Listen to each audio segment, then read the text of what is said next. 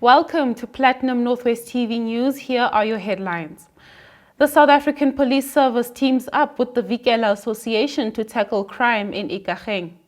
Tlokwe's e-hailing industry holds its first ever annual general meeting. And a suspect in the Bronkhorstspruit mass shooting appears in court. Overseas, US President Donald Trump cancels a planned meeting with Vladimir Putin. We'll tell you why. In business, a bold new strategy aims to boost South Africa's global competitiveness. In sports, a 14-year-old Zeerust star joins the South African squad for the Trampoline World Championships. And ending on a high note for Northwest Media, the Northwest University partners with Northwest Media Awards as Platinum Northwest TV celebrates a major nomination.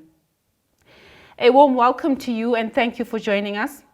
We begin in Ikageng, where the South African Police Service and the Vikela Association are continuing their collaboration to combat crime.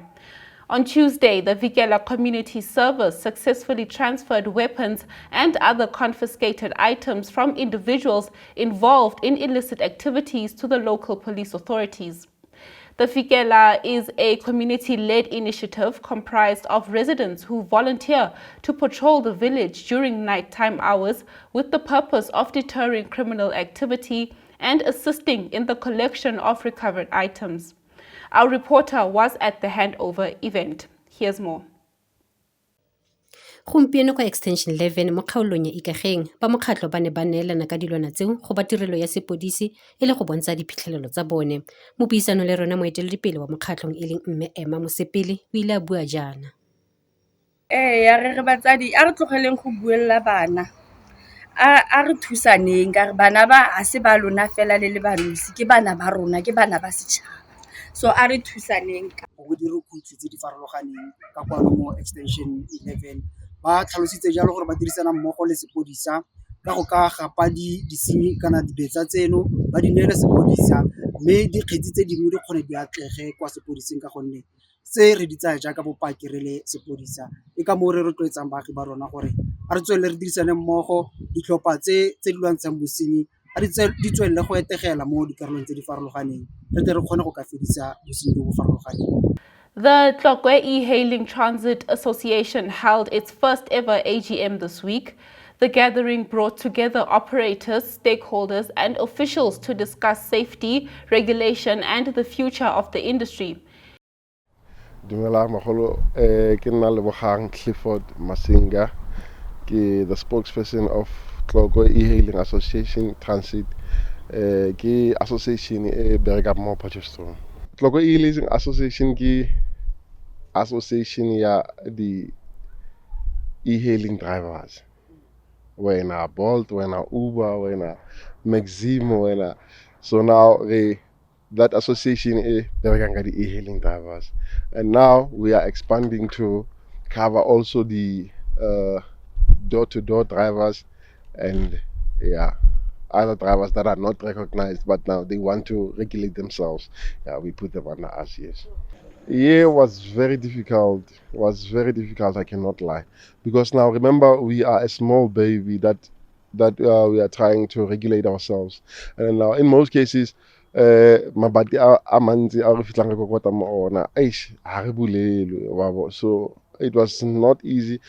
Number two, who bereka le batho le di drivers whereby there is no boss. Remember in e-hailing ha ona boss. And then now you want to regulate those people whereby you have rules and regulations that you set or and now they become very difficult for other drivers. So it was not easy at all. And here's what Santaco's Mr. Mayekani had to say. Oh no, good day. My name is Shegile Mayekani. I'm the regional chairperson of Dr. KK at Santaco. We have e-hailing. And I don't want to go back is one thing, this whole thing where there was that fight in Lukoma Ponya Mall and.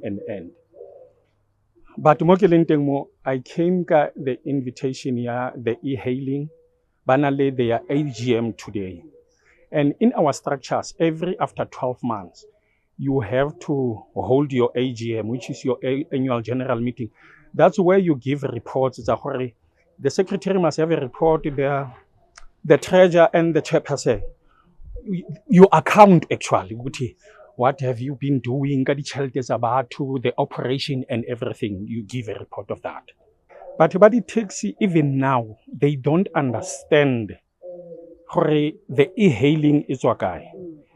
E-hailing is the product of Taxi Lekgotla ya 2020, where we talk empowerment, leadership, and all that. So e-hailing is part of us as Santaco. But because they were not yet regulated, people don't understand. But I can say, I don't want to blame government in this one. I want to blame us as leadership because we are supposed to tell our people that we have now a new baby. And this new baby, but as you know, most the baby won't wait for you as a parent to start crawling. They'll start crawling. Even now they are walking. So these people who are here, but it takes it.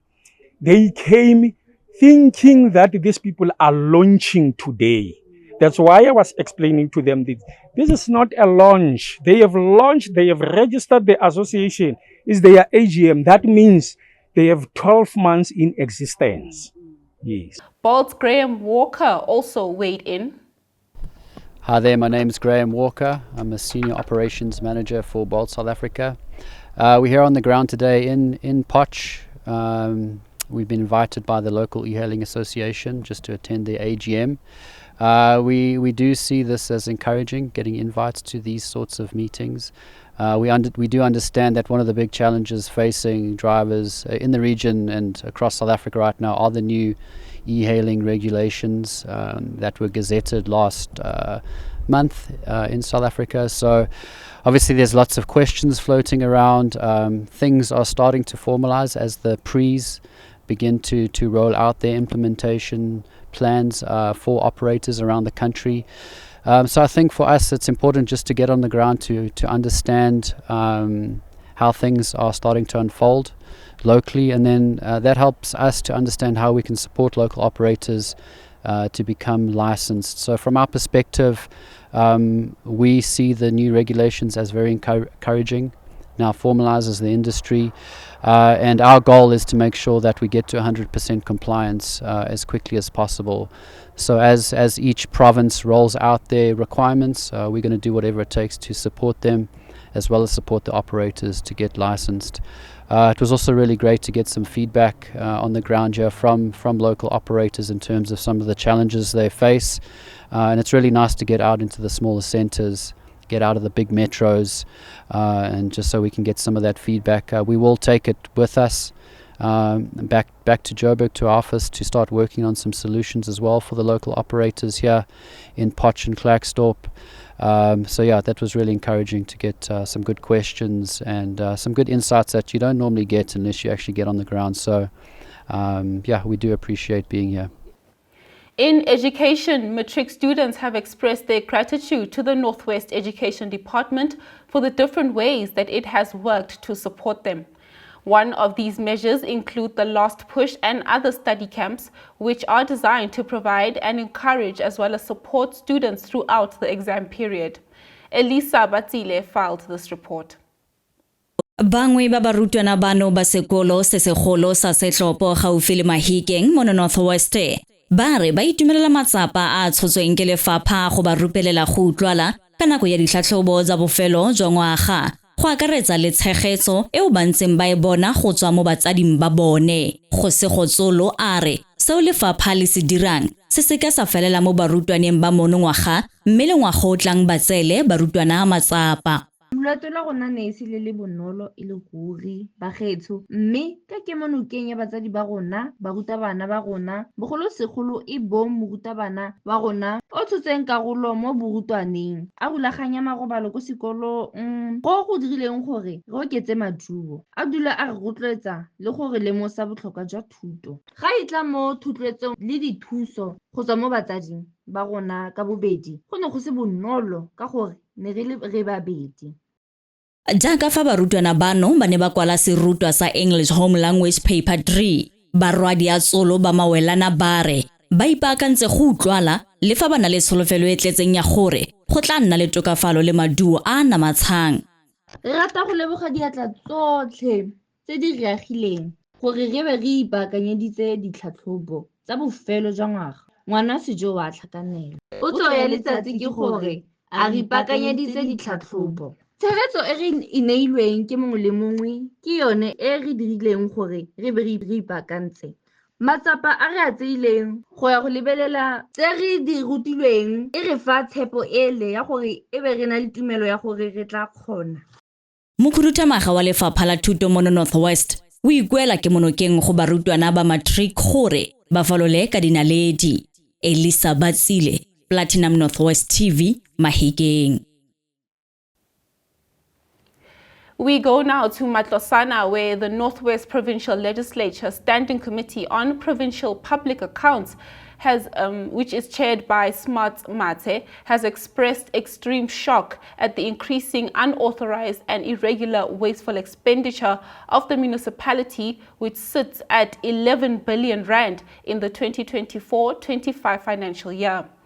This follows the public hearing where the municipality was called to account on the functionality of Municipal Public Accounts Committee. The Mayor, Vikela, and Speaker Stella Ngwenya admitted before the Provincial Public Accounts Committee that mechanisms to play political oversight and hold the municipal administration accountable will be improved. Mayor Matlope said the matter of the double payments to service providers was due to deficiencies and weak internal controls that are manipulated within the supply chain management. The municipality is also expected to submit reports on investigations by the Financial Misconduct and Disciplinary, as well as an implementation plan with clear timelines. Meanwhile, in Gauteng, a 33-year-old man charged with 5 counts of murder and 3 counts of attempted murder has been remanded in custody by the Bronkhorstspruit Magistrate Court today. The suspect, who is from Brentwood Park in Benoni, made his first court appearance following his earlier arrest this week. This follows a shooting incident that was reported in the early hours of Sunday, the 5th of October at a tavern. Now, NPA regional spokesperson Lumka Mahanjana says the matter was postponed to the 3rd of November for formal bail application. Dimakatse Khankwe covered the story. A 33-year-old man appeared briefly at the Bronkhorstspruit Magistrates Court. He's facing 5 counts of murder and 3 counts of attempted murder. It is alleged that in the early hours of the 5th of October 2025, at approximately 3 a.m. in the morning, the accused was at a tavern in Sitobeni where he allegedly shot and killed 5 people and attempted to kill 3 others. In court, the matter was postponed to the 3rd of November for a formal bail application. Let's now head into international news. This week, the White House complex experienced a significant structural transformation, with demolition crews completing the removal of the historic East Wing. Satellite images released on Thursday show the entire section, which formerly housed the First Lady's offices, has been dismantled to make way for the construction of a new expansive presidential ballroom.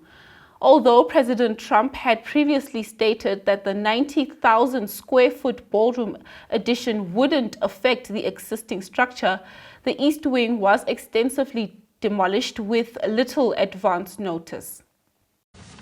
The ballroom, I think there'll be nothing like it, and it's being paid for 100% by me and some friends of mine, donors to it. The government's paying absolutely nothing.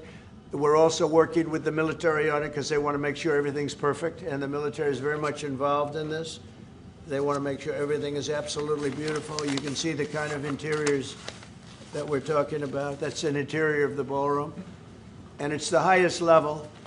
And you see it goes beautifully with the White House. I mean, the mix is beautiful. So over the years, many presidents have made changes. This obviously would be the biggest change, but this was something they've wanted for at least 150 years. Caroline Levitt defended the demolition by emphasizing the legality of the project. Not the president who came up with that legal opinion himself. That's a legal opinion that's been held by the NCPC for many years. It's written, so we can get you that background and that research if you wish to include it in your reporting, because it is very important. They have ruled consistently, their general counsel has said, when it comes to phase one of this project, the tearing down of the current East Wing structure, a submission is not required legally for that. Only for vertical construction will a submission be required, and that's a legal opinion from them, and we are following that legal opinion. And again, I would just add, can any president do such a thing to the White House grounds? There have been many presidents in the past who have made their mark on this. According to the White House, the construction project, now estimated to cost $300 million, an increase from earlier figures, is fully funded through private contributions. This week, the administration published a list of major donors, which includes prominent U.S. technology and corporate companies such as Apple, Google, and Meta. The decision to undertake the complete demolition of a wing of a highly recognized landmark has generated significant political and cultural discussion and concern. The response was promptly led by Democratic representatives, including former First Lady and 2016 presidential candidate Hillary Clinton. Additionally, the National Trust for Historic Preservation, a prominent organization dedicated to historic conservation, has expressed its deep concern that the scale and height of the proposed new construction will overshadow the White House itself. More from the White House. In a surprising turn of events, President Trump has cancelled his planned meeting with Russian President Vladimir Putin. Just last week, the president announced he was preparing for a face-to-face meeting, hoping to make headway on the war in Ukraine and other security issues. But this week, he called that meeting off. Trump addressed the media in a joint briefing with NATO Secretary General Mark Rutte. When we canceled the meeting with President Putin, it didn't feel right to me. It didn't feel like we were going to get to the place we have to get, so I canceled it. But we'll do it in the future. But next week we'll be with many of you in those locations that I told you. Then it's back to Washington. Mr. Rutte also addressed questions about sending long-range missiles to Ukraine, saying it is up to individual nations to decide what they will supply to Ukraine during the war. This has been consistent from this president when we first met again after your re-election in Mar-a-Lago in November. You said we have to stop the killing. This is close to your heart, and this is your vision. That's why this war needs to end. When it comes to tomahawks or whatever system, it's up to individual nations to decide whatever they want to supply to Ukraine. NATO doesn't take a position, but I can assure you this. When the president called me in July and said we want to again send weapons into Ukraine, paid for by our allies, the Canadians and the Europeans, that was an important moment. And that is now taking place, and the ambassador, myself, we're working hard at this. Already a couple of $1 billion of weaponry into Ukraine from the US, paid for by allies. So we now cross into the business news. In preparation for today's Thuntsa Lerole Program in Madibeng, the Municipal Support Unit held a strategic working session with officials from the Madibeng local municipality on Thursday. The meeting focused on strengthening the municipality's financial management, particularly its ability to settle outstanding debts and improve revenue collection. The discussions were anchored in Section 216 of the South African Constitution and the Municipal Finance Management Act. Now, these efforts aim to enhance service delivery and ensure long-term financial sustainability within the municipality. The session forms part of a broader initiative to align local government operations with national standards of financial discipline and public accountability. In this next business story, South Africa is preparing to recognize its leading enterprises at the 46th National Productivity Awards. Productivity Month, a yearly campaign held in October to raise awareness about the critical role of productivity in national development, is set to take place on October 28th, with the National Productivity Awards, where outstanding achievements in efficiency and innovation will be recognized. The Department of Employment and Labor, through Productivity SA, has concluded its annual Productivity Month campaign by unveiling a comprehensive strategy to urgently address the ongoing decline in the country's global competitiveness. The focus comes just a month after the 2025 IMBD World Competitiveness Report ranked South Africa 64th out of 69 economies. This is a drop that has intensified calls for radical economic and operational reforms. In recent major address, Deputy Minister of Employment and Labour Judith Namadzinga Chabalala highlighted the urgency of the moment and outlined the 4 key pillars of Productivity SA's renewed mandate moving forward. She focused on scaling enterprise productivity and national improvement initiatives, notably CIS and BT&R, to accelerate digital transformation and future-ready skills. She also enhanced labor market reforms, public employment services, inspectorates, and compliance monitoring to boost workforce efficiency. Let's head into the sports news. South Africa is set to participate in the 2025 Trampoline Gymnastics World Championships next month in Spain. A team of 27 athletes from various provinces will represent the country, including 4 from the Northwest province. Among the competitors is 14-year-old Loago Mohamodi from Zeerust. His mom, Lerato Monamodi, is seeking assistance regarding clothing and other essential items. Dimaka filed this report. Monamodi yo dingwaga di le 35 a re le fa gona lefapha la metshameko setso le botaki mo Northwest le dueletse leeto leo le marobalo kwa Spain. O tlhoka gore a thusiwe ka madi a morwa wa gagwe a tla tshwarang mo go ena. O boleletse PlatinunNorthWestTV gore le fa le mo Rustenburg ka tiro fela letseno la gagwe ga le lekane gore a neele morwagwe madi ao le go reka diaparo tsa leeto. Monamodi a re leeto leno le botlhokwa thata go morwagwe jaaka a sa bole go ipakanyetsa lona. A re ba mogela thuso nngwe le nngwe e tla kgontsha ngwana wa gagwe go tsena mo leetong leo a itumetse. Motsadi yono yo a reng o ipela ka phitlhelelo ya morwagwe o a kgotse le tshegetso ya puso ya profense eno. A re fa isale Loago a simolotse motshameko ono wa di-gymnastics a santse a le dingwaga tse di kwa tlase lefapha la metshameko setso le botaki mo profenseng le ntse le mo tshegeditse. Kgaisano eo ya Trampoline Gymnastics World Championship e tla simolola kgwedi e tlang e le malatsi a le 6 go fitlha a le 9 kwa Navarra Arena teng kwa Spain. Dimakatsogengwe, PlatinunNorthWestTV, Rustenburg. In more sports news, the celebration of International Teachers' Day continues this October, a month dedicated to recognizing and honoring educators for their significant contribution to schools. In Potchefstroom, teachers from Ventersdorp and neighboring communities came together to take part in exercises and recreational activities at the Ikageng Stadium. Barutabana ba ketikile letsatsi leno ka go tsaya karolo mo go ikatiseng le go tshameka metshameko e farologaneng. Mo puisano le rona mong wa barutabana e leng Lefa Moseki o kaile jaana. Different challenges as educators. So go kopaneng re kopantshwa ke sports and indigenous games. At least nyana yetsa gore as educators re kgone go lebala about all those problems that one can experience whenever they are inside the classroom.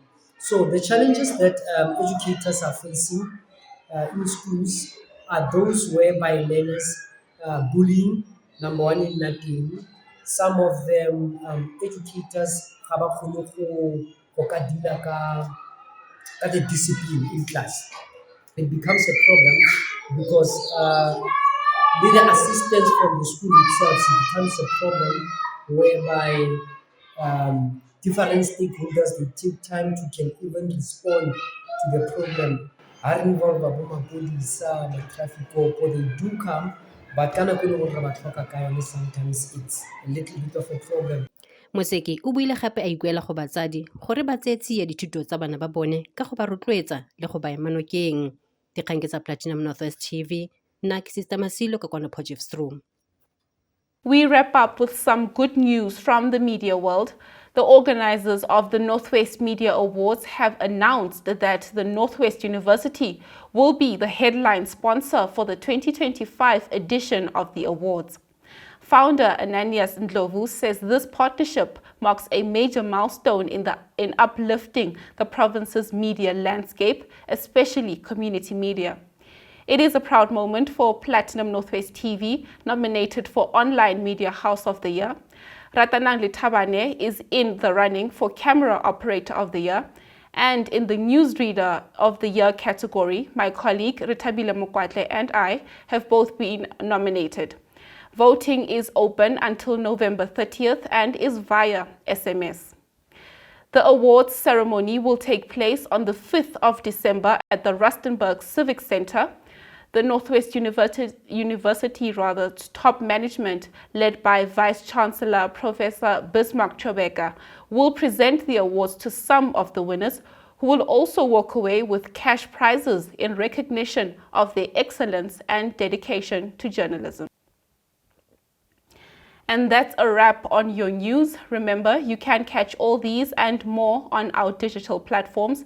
From all of us here in studio, thank you for watching. Goodbye.